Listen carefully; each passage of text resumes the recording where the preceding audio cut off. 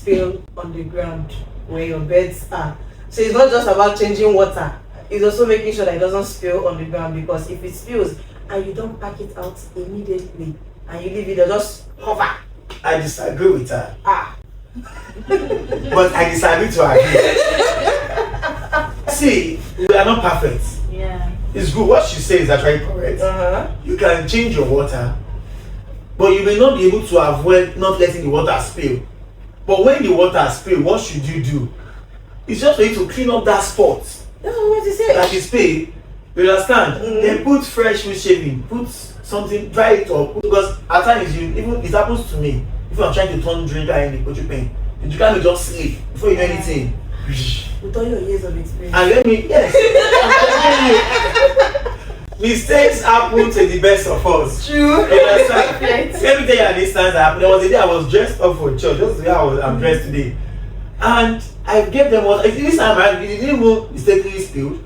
Those drinkers, when you are using the normal drinkers that you have to turn, if it's not on a level floor, it pours. Yes. If it's steeply slopey or any kind of slope, Yeah. it pours. So I've already given them what, it was a 10-liter drinker.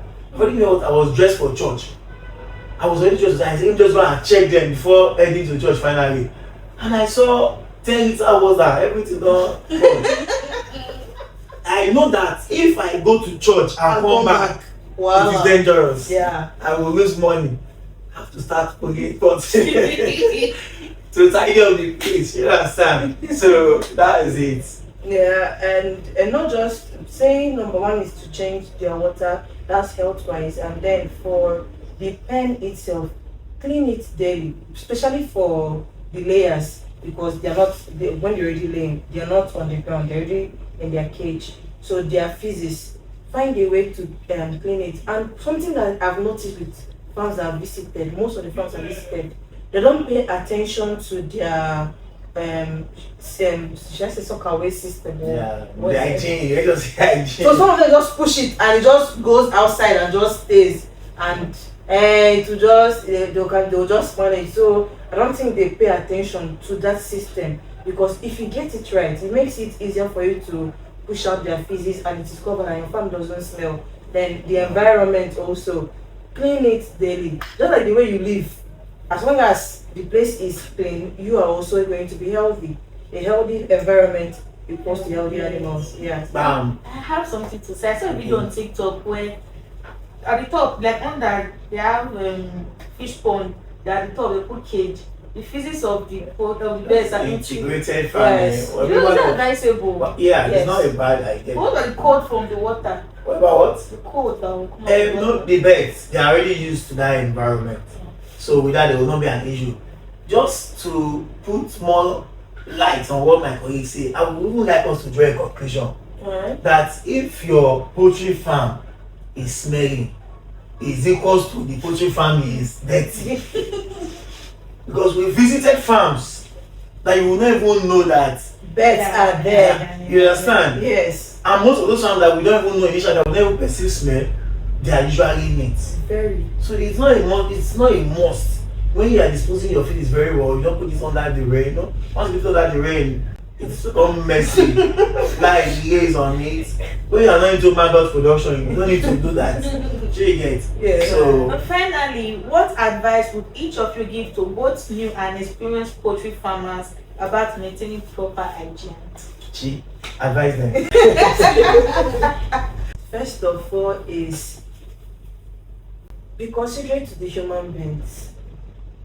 Why I would say be considerate to the human beings is that I know we are driving to make money, but at the detriment of what exactly? So if you are going, if you know that you won't, but I would say if you know that you won't eat the unhealthy animals, because some persons actually do. So, but at the long run, we should actually be considerate to us, the consumers, because the end product of everything we're doing in a farm is human beings. So, for you to be considerate to human beings, that means you have to be, your eyes have to be down from the nitty-gritty of everything, making sure that your pen is clean, making sure that you have all that you need to take care of the animals. And taking care of animals actually doesn't require too much if you do it well. If you're making sure that your animals are having fresh water every day, if you're making sure that their pens are clean, there's no buildup of ammonia, Yeah. you will see that you spend less. Sure. In what you will spend most will just be for their feed consumption, and for the feed consumption also their feed conversion ratio will be high. Yes. Because that because their immune system is not fighting any unnecessary disease based on the environment. And be very observant. Birds work to raise animals, poultry, whatever. Observation is key. Just like he mentioned with the disease, when you enter a pen, birds already know that you are the food giver, so they rush you. So in a case whereby you're noticing that some of your birds are not even rushing, are not even interested, it takes an observant person to notice that something is off a little bit. But some persons wait for it when it gets bad, be like something have happened to my bird. So but if you picked it at the initial stage, it's not even about being observant self.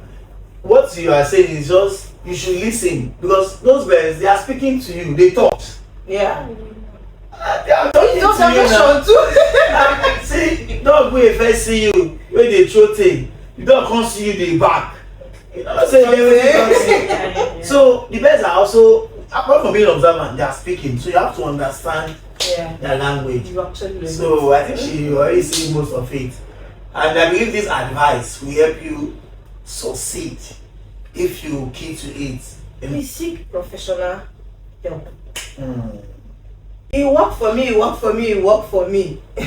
Sometimes what works for A will not work for B, and you don't know on what condition it worked for A and why it worked for A. So please seek professional advice. Yes, Yeah. very important. And yeah, we didn't even say much about ventilation too. When ventilation is not good enough, so you need a very proper ventilation. And seeking professional advice, there are some people advise you, and they've not. I'm not sure in their life they've read one carton. Let me not say much. They've read one carton. But some people are not wise enough to take advice. If you take advice from someone that have not read one carton, and a professional will be advising you, this is what you should do. And one thing is this: one thing I've seen about this country, some people will be advising you wrongly, and you're actually doing the wrong stuff, and you're getting away with it. Until the day it will now go wrong. I've been doing it for years, but you have not been doing the right thing. Yes. So that is it. So you must only do the right thing and heed to professional advice. And I used to say, poultry business to me is a ministry. If you want to follow my church, follow my church. ROCCG. No go ROCCG. Go deeper life. The next week go winners. Anything winners tell you, you go down. So you must follow a guideline. If not, you go miss road. This has actually been an interesting podcast session. I actually learned a lot, and I hope you also learned from what they said. Farmers, take note. And if you want to consult a professional animal scientist, they are here for you at Animal Health Center. So thanks for watching. See you in our next episode. Bye.